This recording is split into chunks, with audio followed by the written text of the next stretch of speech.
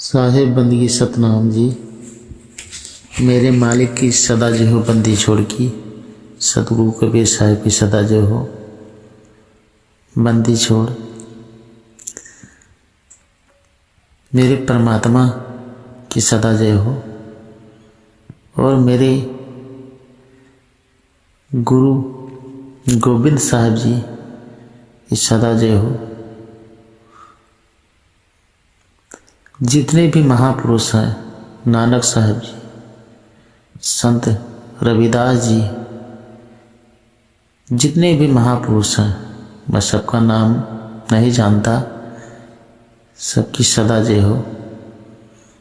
क्योंकि परमात्मा हर समय में आता है और सही संदेश हम सबको देता है और हम सबका मार्गदर्शन करता है। हर युग में आया है, आज भी है और सदा रहेगा। इसलिए हमें इस परमात्मा की अपने जो रजा है, मौज है, दया है, इसको हम भूल जाते हैं और हम अपने आप को बहुत ही अच्छा और बहुत ही श्रेष्ठ, बहुत ही गुणवान, ज्ञानी समझते हैं और उस परमात्मा को हम मूर्ख समझते हैं। ये हमारी दुर्भाग्य है। हम उसे हमें खुद हंसी आती है कई बार, क्योंकि हम अपनी मूर्खता पर हम खुद हंसते हैं। हमें समझने की ज़रूरत है, जिनके बारे में हम भला बुरा कहते हैं, वो परमात्मा के महापुरुष उनके मार्गदर्शन में आए और अपने विचारों के माध्यम से और हमको मानसिक आर्थिक रूप से आज़ादी दिलाई और मानसिक रूप से भी आज़ादी दिलाई। लेकिन हम दुर्भाग्यशाली थे, हमें मानसिक आज़ादी नहीं मिल पाई और आज भी हम लेना नहीं चाहते हैं। हमें अपने दुर्भाग्य पर हमें पश्चाताप करना चाहिए, हमें सुधार करना चाहिए, क्योंकि हम इस आसमान की तरफ थूकते हैं तो आसमान पर थूकना जाकर के हमारे ऊपर ही गिरता है। ऐसे ही इस रमदूत का हो चुका है, जो कि आज पूरे विश्व में डंका बजाने का ठेका इसने ले रखा है, तमाम जीवों को भ्रमित कर दिया। मुझे इस बात की खुशी हो रही है, बहुत ही अपने आप को सौभाग्यशाली महसूस कर रहा हूँ। मेरे जीवन में मेरे भाई के रूप में एक महापुरुष आए और जिनके मार्गदर्शन से, जिनके माध्यम से, जिनके ज्ञान के माध्यम से आज मैं आज़ाद हो गया, मानसिक रूप से आज़ाद हो गया। और वो हैं हमारे परम पूज्य श्री अशोक साहिब जी महाराज, हरियाणा के वाले सरदार जी, जिनके मार्गदर्शन से हम आज परमात्मा की ऐसी मौज हुई कि हम आज़ाद हो गए और हमारे जैसे कितने भी भाई आज़ाद हैं और कितने होंगे, इसका आंकड़ा लगा पाना आसान बात नहीं है, ये परमात्मा जाने। इसलिए हमें कहते हैं सब काहू का लीजिए सांचा शब्द निहार, अब पक्षपात मत कीजिए कहाँ कबीर विचार। हमें पक्षपात नहीं करना है, हमें सत्य को जानना है, इसी जन्म में जानना है, तो हमें सत्य के साथ खड़ा होना पड़ेगा, सत्य के शरण में आना पड़ेगा। तो देर ना हो जाए, उससे पहले हम सचेत हो जाएं, सावधान हो जाएं और सत्य को समझ लें। बाकी ऐसे मूर्ख और लबाड़ियों के चक्कर में ना पड़े, ये अपनी दुकानदारी चलाने में लगे हैं और इससे अतिरिक्त और कुछ नहीं है। हमने बहुत देखा, ये जो है इसके पास और कुछ नहीं है। कथनी करनी में जमीन आसमान का अंतर दिख रहा है।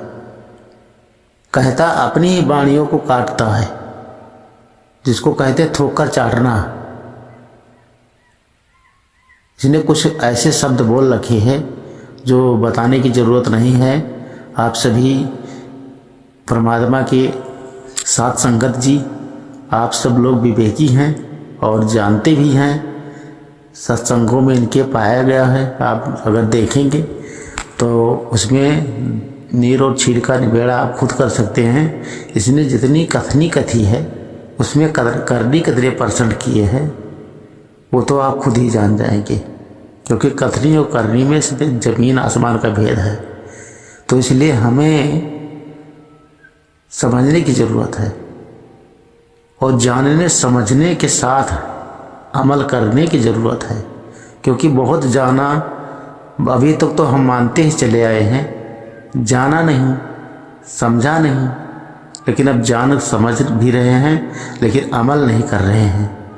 तो ऐसे भाइयों से अनुरोध है, सभी परमात्मा के साथ संघर्ष से अनुरोध है, ये आप सभी जानें, समझें और इसके साथ साथ इस पे हम फोकस करें, अमल करें।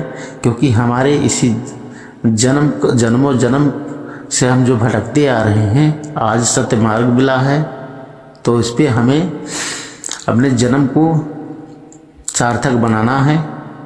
तो हमें सत्य के साथ लगना होगा और समझना होगा। हमारे जितने भी महापुरुष हैं सब पूजनीय हैं। आप सभी भाई जितने भी हैं, जो भी साथ परमात्मा के हंस हैं, वो सभी विवेकी हैं और पूजनीय हैं। किसी में कोई भेद नहीं है, सब परमात्मा के जीव हैं। तो इसलिए जो है हमें इस बात को समझने की ज़रूरत है। और ऐसे लबाड़िया से, ऐसे मूर्ख से, ऐसे बहुत मिलेंगे। क्योंकि इस संसार में हम कहीं भी जाते हैं तो दो मोड़ आता है, लेफ्ट और राइट। एक मोड़ पर चूतिया, दूसरे पर चुनौतियाँ मिलते ही रहेंगी। ऐसे मूर्खानंदों की कमी नहीं है, काल दूतों की कमी नहीं है। ऐसे तरह तरह के आते रहेंगे और हमें इनको पहचानना है, इनको पहचान करके और इनसे पीछा छुड़ाना है और हमें अपने परमात्मा के चरण शरण में आना है और अपने जीवन को सार्थक बनाना है। बगैर जाने, ये कहते नहीं है, कबीर साहब ने कहा है, बिन देखे वह देश की बात करे सुकूर, अब आपे खारी खात है बेचत फिरे कपूर। इसका वो वाला हाल है, वही हाल इसका है। खुद तो कुछ जाना नहीं, बस किताबी ज्ञान लेकर के गूगल पर सर्च करके बस वही बताने लग गया। इसका कोई पूर्ण गुरु तो है नहीं। जो पूर्ण गुरु था उसको तो उसने तो इसको एक्सेप्ट नहीं किया, उस गुरु ने इसको ठोकर मार दी। उसे पता था ये अर्थ का अनर्थ करने वाला है, ये साथ संगत की वाट लगाने वाला है। इसलिए उस गुरु को मैं बार बार चरणों में वंदन करता हूँ और शीश झुकाता हूँ, क्योंकि ऐसे सद्गुरु बहुत कम होते हैं और जो कि ऐसे लबारियों को, ऐसे मूर्खों को अपने संगत में नहीं लेते हैं, वो बाहर कर देते हैं, समाज से निष्कासित कर देते हैं। तो हमें इस चीज़ को समझना होगा। ये मूर्खानंद के षड्यंत्र को समझना होगा। इस रामदूत और कालदूत के जो भी इसका षड्यंत्र है, जो भी इस हमारे साथ जो धोखा कर रहा है, छल कर रहा है, इसको समझने की ज़रूरत है और समझ जाएं। मेरे से अगर कोई गलती हुई होगी तो आप लोग साथ संगत जी क्षमा कर देंगे अपना छोटा भाई समझकर। मैं पवन दास गोंडा से, मैं आपका छोटा भाई हूँ। मुझे कुछ आता जाता नहीं है, लेकिन परमात्मा की चरण शरण में रहकर और हमारे बड़े भाई साहब जी के मार्गदर्शन में रह कर के, और ऐसे भी आप जैसे भाई का संगत मिला है, शरण मिला है, इसलिए मैं अपने आप को सौभाग्यशाली मानता हूँ और अपने आप को सुधारने की कोशिश कर रहा हूँ, क्योंकि मैं भी बहुत ही बिगड़ा हुआ इंसान था और आज अपने आप को बहुत सौभाग्यशाली महसूस करता हूँ आप सभी के बीच में। और ठीक है साहेब बंदगी सतनाम जी, परमात्मा की सदा जय हो, सदा जय।